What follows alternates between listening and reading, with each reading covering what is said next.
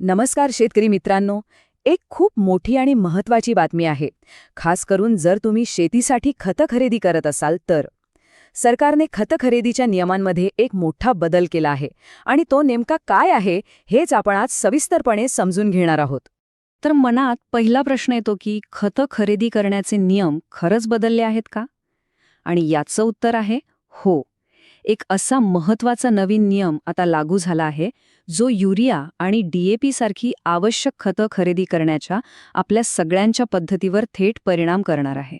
चला तर मग बघूया हा नवीन नियम नक्की आहे तरी काय. मुळात सरकारने शेतीमध्ये अधिक पारदर्शकता आणण्याच्या उद्देशाने हा एक मोठा निर्णय घेतलेला आहे. आणि हाच आहे तो सगळ्यात मोठा आणि महत्त्वाचा बदल. आता हे लक्षात ठेवा, यापुढे कोणतंही खत खरेदी करायला गेल्यास फार्मर ID म्हणजेच आपलं शेतकरी ओळखपत्र दाखवणं बंधनकारक असणार आहे. हाच या संपूर्ण नवीन नियमाचा मूळ गाभा आहे. पण आता साहजिकच मनात येतं की सरकारला अचानक हा नियम का आणावा लागला. यामागचं सर्वात मोठं आणि मुख्य कारण आहे खतांचा होणारा काळा बाजार रोखणं. तर व्हायचं काय की जुन्या पद्धतीमध्ये खतांची साठेबाजी आणि अवैध विक्री मोठ्या प्रमाणात होत होती.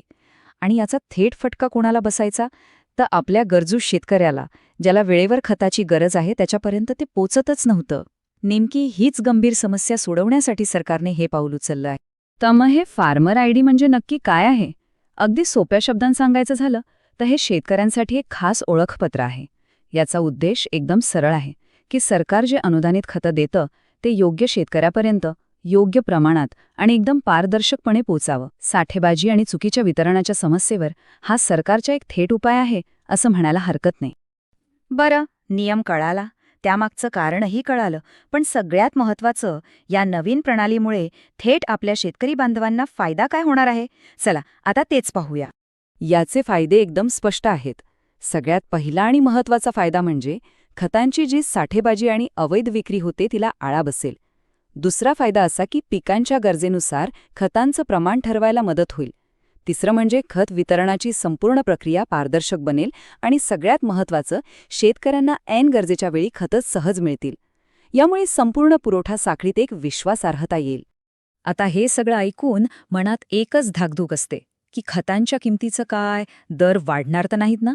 पण थांबा, इथे खूप दिलासादायक बातमी आहे. सरकारने हे अगदी स्पष्ट शब्दात सांगितलंय की खतांवर जी सबसिडी मिळते, म्हणजे जे अनुदान मिळतं, त्यात कोणताही बदल होणार नाही. याचा अर्थ असा की हा बदल फक्त प्रक्रियेत आहे, किमतीत नाही. सबसिडी पूर्णपणे सुरक्षित आहे. आणि हे आकडे बघा. युरियाची एक बॅग तुम्हाला पूर्वीसारखीच फक्त 266 रुपयांनाच मिळणार आहे. आणि तसंच DAPच्या बॅगची किंमत सुद्धा तीच राहील, म्हणजेच 1350 रुपये. त्यामुळे दर वाढलेले नाहीत ही गोष्ट नक्की. तर मग आता नियम समजला, फायदेही कळाले आणि दर वाढणार नाहीत याचं आश्वासनही मिळालं. मग आता एक शेतकरी म्हणून आपलं पुढचं काम काय? कोणती आहे ती महत्त्वाची पायरी? तर आपल्यासाठी सगळ्यात महत्त्वाचं काम हे आहे की शक्य तितक्या लवकर आपलं फार्मर ID तयार करून घ्या. कारण एक गोष्ट पक्की लक्षात ठेवा, यापुढे खतं घ्यायला गेलात की हे ओळखपत्र लागणारच आहे. जर वेळेवर विना अडथळा खतं हवी असतील तर ही तयारी करणं खूप गरजेचं आहे. आणि जाता जाता एक महत्त्वाचा प्रश्न. कागदावर तर हा नियम एकदम उत्तम दिसतोय, पण हा नवीन नियम खरोखरच खत वितरणाची व्यवस्था जमिनीवर पारदर्शक बनवेल का? या धोरणाचा प्रत्यक्ष परिणाम काय होईल हे तर येणारा काळच ठरवेल. पण यावर आपण सगळ्यांनी विचार करायला हवा.